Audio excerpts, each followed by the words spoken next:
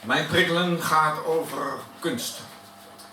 En een ode aan de kunstenaar en alles daaromheen. Een ode aan de kunstenaar.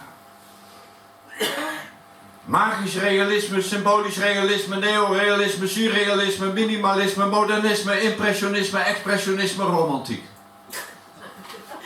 De vogels doen het zonder. Dus belangrijk is het niet.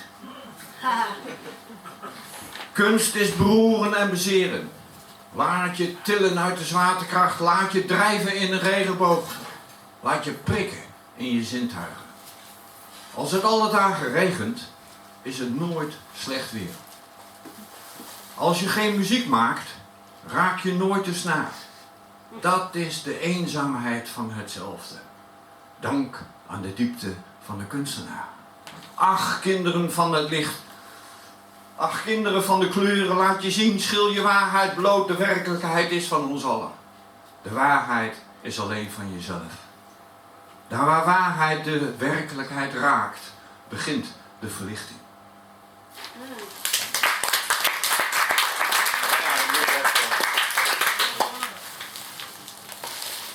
En dat wordt even terug naar de stadsdichter van Zutphen.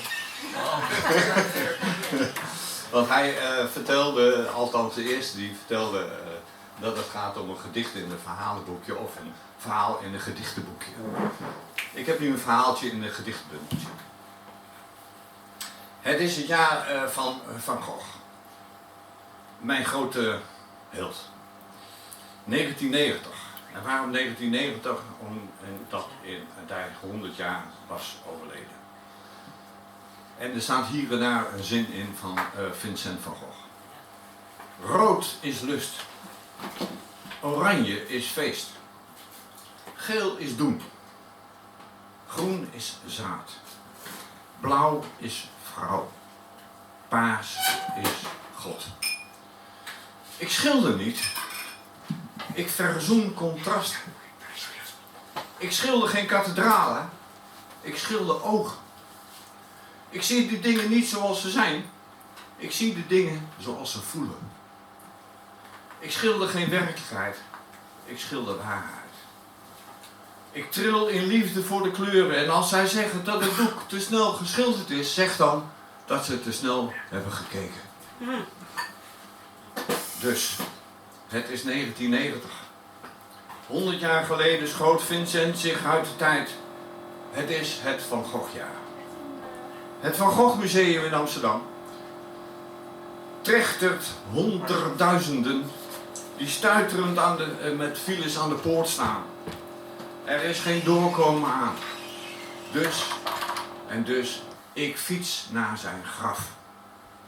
Auvers-sur-Oise bij Parijs. De stilte is naar hier verhuisd. En hij is bij mij ingetrokken.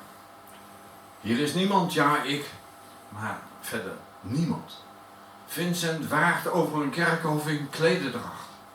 Graftombes in schreeuwende dikdoenerij.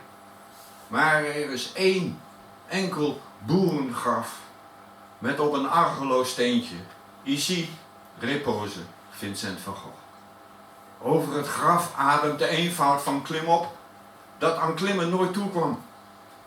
Zijn laatste zucht bloedde. La tristesse durera toujours. Vincent woont in mij, verhuizen zal hij nooit meer. Dank je. Dankjewel, meneer Oog.